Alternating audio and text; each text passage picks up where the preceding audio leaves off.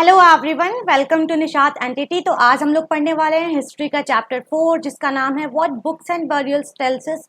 जो भी हमारी किताबें और जो भी बरियल्स का मतलब होता है समाधि, ग्रेव, कब्र कब्र वगैरह, तो ये हमें क्या बताते हैं, इनसे हमें क्या क्या चीज़ें पता चलती हैं, हम लोग उसके बारे में जानेंगे।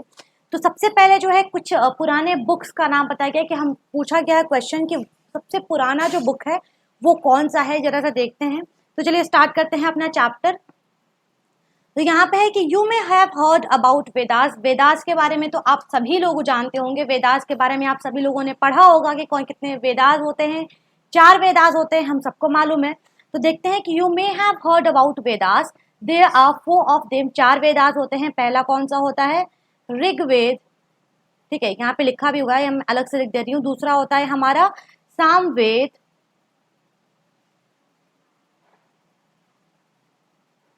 तीसरा होता है हमारा यजुर्वेद। और चौथा होता है हमारा अथर्ववेद। ठीक है, 4 वेदास हैं। ठीक है, अब वेदास क्या है ये अभी आपको हम डिस्क्राइब करने वाले हैं। बस आप लोग समझ लीजिए कि इन द फॉर्म ऑफ बुक। ठीक है, इन वेदास को बस आप समझिए कि ये किसी बुक के फॉर्म में है। तो 4 वेदास है। पहला है हमारा ऋग्वेद, दूसरा है हमारा सामवेद, तीसरा है हमारा यजुर्वेद और चौथा है हमारा अथर्ववेद। कहा जाता है कि इनमें सबसे पुराना जो वेदास है, जो सबसे पुराने वेदास हैं, वो है हमारा ऋग्वेद। ऋग्वेद जो है वो हमारा सबसे पुराना वेदास है। ठीक है, सबसे पुराना अगर कोई हमारा वेद है तो वो है हमारा ऋग्वेद। बाकी जो है ये सब बाद में आई, ये सब कब कब आई अभी आप लोग इसके आने वाले चैप्टर्स में पढ़ेंगे। तो बस आपको अभी ऋग्वेद के बारे में जानना है कि ऋग्वेद में जो है क्या क्या चीजें थी। ठीक है, इसके बारे में भी हमको जानना है। तो चलिए स्टार्ट करते हैं। इतना आपको समझ में आ चुका है मेरे ख्याल से। चलिए यहाँ पे देखते हैं। The oldest Veda is the Rig Veda, include more than 1,000 hymns called sukta और वेल सेड। जो सबसे पुराना वेद है वो है ऋग्वेद और इसमें 1,000 से भी ज्यादा हाइम्स हैं। हाइम्स का मतलब होता है मंत्र। 1,000 से भी ज्यादा इसमें मंत्र हैं। ठीक है, और ये हाइम्स जो थे वो क्यों बनाए जाते थे? तो देखो, these hymns are in praise of various gods and goddesses. मतलब कि इस हाइम्स को जो है भगवान के लिए, भगवान के को प्रेज करने के लिए, ठीक है, उनका पूजा करने के लिए, उनकी पूजा करने के लिए जो है इन हाइम्स को बनाया जाता था। जितने भी देवी देवताएं होते थे उनकी पूजा करने के लिए जो है इन हाइम्स को बनाया जाता था।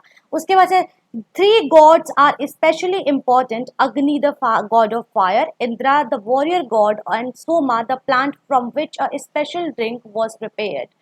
इसमें 3 चीजें जो हैं, ठीक है, 3 गॉड जो हैं, वो 3 गॉड लोग, 3 भगवान जो हैं बहुत ही ज्यादा इंपॉर्टेंट है। तो सबसे पहले जो भगवान है वो है अग्नि। इनको गॉड ऑफ फायर भी कहा जाता है, याद रखिएगा। ठीक है, ऋग्वेद में इन तीनों लोगों के बारे में कुछ ज्यादा मेंशन है। तो पहला कौन है? अग्नि। ठीक है, अग्नि। दूसरा क्या है हमारा? यहाँ पे देखते हैं, जो दूसरे हैं वो कौन है हमारे? Indira, a warrior God. Indra warrior God. Warrior का मतलब होता है योद्धा, वॉरियर गॉड कहा जाता था इनको। और एक आता है हमारा क्या? सोम। सोम एक टाइप का प्लांट है जिससे जो है कुछ स्पेशल ड्रिंक प्रिपेयर किया जाता था, जिसको कहा जाता था सोमरस। ठीक है, तो ये जो 3 चीजें हैं, यहाँ पे जो 3 भगवान के नाम मेंशन किए हुए हैं, ये बहुत ही ज्यादा इंपॉर्टेंट है। अब चलिए जरा सा आगे देखते हैं। तो these hymns were composed by sage. ठीक है, इन हाइम्स को, इन मंत्रों को कौन कंपोज करता था? तो वो करते थे सेजेस, यानी कि ऋषि वगैरह लोग जो थे, जो भी हमारे साधु ऋषि थे, वो इन मंत्रों को प्रिपेयर करते थे, वो इन मंत्रों को जो है कंपोज करते थे।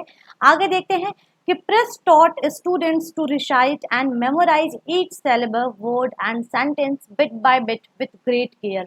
जो भी साधु संत होते थे वो अपने शिष्य को, वो अपने जो भी स्टूडेंट्स होते थे उनको ये मंत्र जो थे वो सिखाते थे। एकदम एक एक वर्ड, एक एक नुक्ता जिसको बोला जाता है, एक एक जहाँ पे स्टॉप रुकना है, किसको किस तरीके से उच्चारण करना है, ये इन चीज़ों को बहुत ही केयरफुली जो है उनको सिखाते थे अपने स्टूडेंट्स को।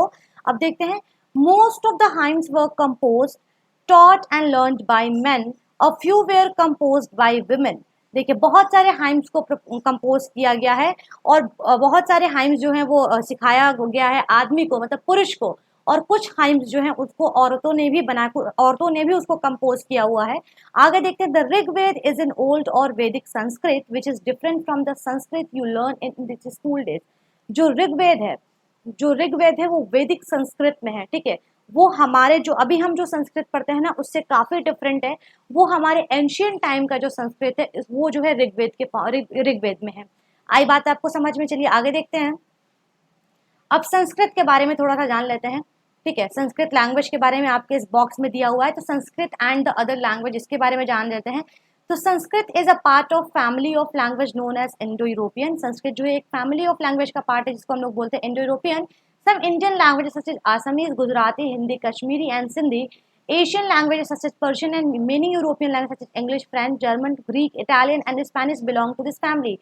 संस्कृत की फैमिली से, ठीक है, संस्कृत की फैमिली से जो है कौन कौन से और भी जो है यूरोपियन लैंग्वेजेज आते हैं, जैसे कि जर्मन हो गया, ग्रीक हो गया, इटालियन हो गया। ये भी माना जाता है कि ये भी संस्कृत लैंग्वेज की फैमिली के एक पार्ट थे। ठीक है, they are called the family because they originally had words in common. इनको संस्कृत की फैमिली क्यों कहा जाता है? क्योंकि जो संस्कृत में कुछ वर्ड्स है ना, वो इन यूरोपियन लैंग्वेजेज में भी कुछ वर्ड्स जो है वो कॉमन है, दोनों में चीजें जो है वो कॉमन है, इसलिए कहा जाता है। जैसे अगर देखा जाए तो संस्कृत में माता को क्या कहा जाता है? मातृ कहा जाता है। ठीक है, और उसको हिंदी में क्या कहा जाता है? माँ कहा जाता है। और उसको इंग्लिश में क्या कहा जाता है? मदर कहा जाता है। तो इससे क्या है, ये चीजें हमको कॉमन दिख रही हैं, तो इसीलिए इसको जो है फैमिली कहा गया है। चलिए आगे देखते हैं। यहाँ पे do you notice any similarities? क्या आपको कोई सिमिलैरिटीज दिखती हैं? तो देखते हैं, other languages used in the subcontinent belong to different families. For instance, those used in the north east belong to the Tibeto-Burman family, Tamil, Telugu, Kannada and Malayalam belong to the Dravidian family, and the language is spoken in Jharkhand and the parts of Chennai belong to the Austro-Asiatic family. अब इनको जो है अलग अलग family, जो languages हैं उनको अलग अलग फैमिलीज में डिवाइड कर दिया गया है। जैसे कि जो नॉर्थ ईस्ट में जो लैंग्वेजेस बोले जाते हैं, नॉर्थ ईस्ट में क्या बोला जाता है? जितने भी हमारे नागालैंड वगैरह हो गए, जो भी असम वगैरह हो गए, इन सब जगहों पे क्या बोला जाता है? जो भी लैंग्वेजेस बोले जाते हैं उस वो कहाँ से आई हुई है? तिब्बतो बर्मन फैमिली से आई हुई है। ठीक है, यहाँ पे देखिए मेंशन है, जो भी नॉर्थ ईस्ट में बोला जाता है वो कहाँ से है? तिब्बतो बर्मन फैमिली से है। इसके बाद से जो भी तमिल, तेलुगु, कन्नड़ और मलयालम जो है वो कहाँ से है? द्रविडियन फैमिली से है। इसको जरा सा याद रखिएगा, यहाँ पे मैं जरा सा नोट कर देती हूँ इसको। अलग अलग जितने भी लोग कॉम्पिटेटिव एग्जाम की प्रिपरेशन कर रहे हैं वो अलग अलग नोट्स बनाते जाएंगे। नॉर्थ ईस्ट वाले कहाँ फैमिली से हैं? तिब्बतो बर्मन फैमिली से हैं।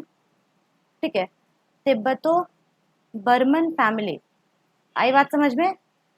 इसके बाद जो हमारे दूसरे आते हैं वो कौन है? जो तेलुगु, कन्नड़ और मलयालम, यहाँ पे लिख देती हूँ मैं, तेलुगु, कन्नड़ और मलयालम। ये किस फैमिली से हैं? तो ये हैं द्रविडियन फैमिली से।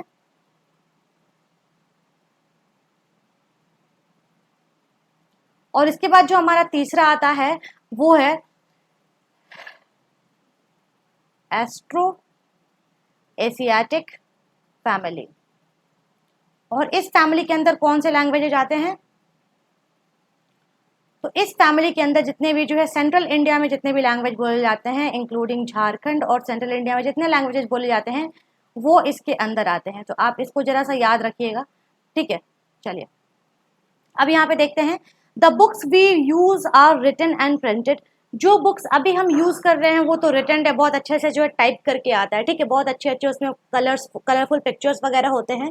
लेकिन जो पहले के जो बुक्स थे क्या वो ऐसे होते थे? जरा सोचिए, सोचिए कि आगे पढ़िए आप लोग, आपको बताने वाले हैं हम। The Rigveda was recited and heard rather than read. Rigveda को लिखने उखने से पहले जो है क्या किया गया था? सिर्फ बोल बोल के, बहुत सारे जनरेशन तो वो सिर्फ बोल बोल के और सुन सुन के पास हुआ था। उस टाइम कोई हमारे पास बहुत बड़ा सा कंप्यूटर तो था नहीं कि वहां पे हम टाइप करते खट खट खट खट और प्रिंट में से निकलता, ऐसा तो कुछ था नहीं। तो ऋग्वेद को जो था बहुत पहले जो है उसको जनरेशन टू जनरेशन जो है बोल बोल के, सुन सुन के, कंपोज कर करके, ठीक है, सिखाया जाता था, बच्चों को पढ़ाया जाता था। ये जनरेशन टू जनरेशन जो है तो सिर्फ बोल बोल के पास हुआ था। It was written down several centuries after it was first compose. जब ऋग्वेद में जब ये हाइम्स जो थे जब पहली बार कंपोज हुए थे उसके बहुत सारी सेंचुरीज बाद, बहुत सालों बाद जो है ऋग्वेद को जो है एक्चुअल में किसी बुक के फॉर्म में लिखा गया। ठीक है, और ये जो है 200 साल पहले ही कुछ ये कंपोज हुआ है हमारा ऋग्वेद। लेकिन बहुत से साल पहले जो है हमारा ऋग्वेद जो है एक्चुअल में जो है बन चुका था। एक्चुअल में लोग जो ऋग्वेद के जितने भी हाइम्स होते थे उसको रिसाइट करते थे, लेकिन अब 200 साल पहले तक के आगे चीजें जो है अब लिखी गई हैं बुक में। अब आगे आके देखते हैं how historians study the Rigveda. Historians जो है वो ऋग्वेद कैसे पढ़ते हैं? तो historians like archaeologists find out about the past, but in addition to material remains, they examine written sources as well. Let us see how they study the Rigved.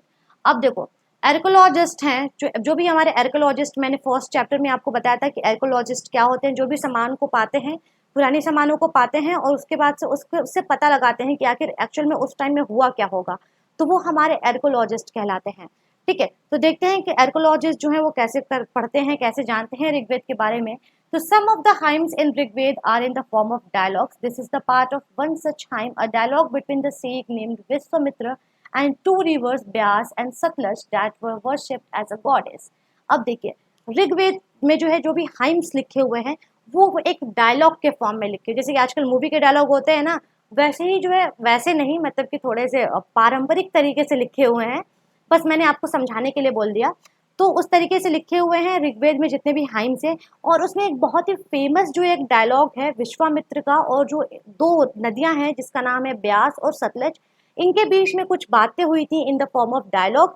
तो ये चीज़ें जो हैं बहुत ही ज़्यादा फेमस हैं, और ये चीज़ें क्या हैं जरा सा आगे देखते हैं।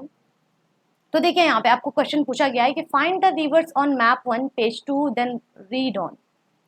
आपको जो है एक रिवर जो है पाना है, रिवर कौन कौन सा पाना है, ब्यास और सतलज। और चलिए मैप 1 पे चलते हैं, जल्दी मैप पे चलते हैं। मैप कहाँ हो, मैप कहाँ हो, मैप तो हमारा वो सबसे उधर वाले में है, सॉरी इस वाले में तो मैप है नहीं, तो अभी हम आपको मैप दिखा देंगे नेक्स्ट चैप्टर में। ठीक है, ब्यास और सतलज रिवर दिखा देंगे। तो चलिए आगे देखते हैं। विश्वामित्र और रिवर के बारे में ये यहाँ पे आपको लिखा गया है कि यहाँ पे एक्चुअल में ये हम आपको पढ़ के बताने वाले तो है नहीं, क्योंकि एक स्टोरी टाइप में है कि विश्वामित्र जो है वो जितने जो रिवर्स हैं, जैसे दो रिवर हैं सतलज और ब्यास, वो उनसे रिक्वेस्ट करते हैं कि प्लीज आप मुझे इस रिवर के उस पार जाने दीजिए, आप मुझे पास कराइए।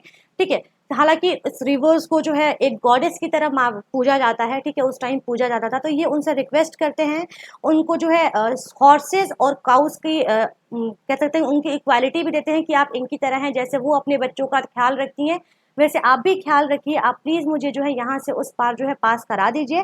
ठीक है, ये सब कन्वर्सेशन जो होते हैं वो उनके बीच में होते हैं।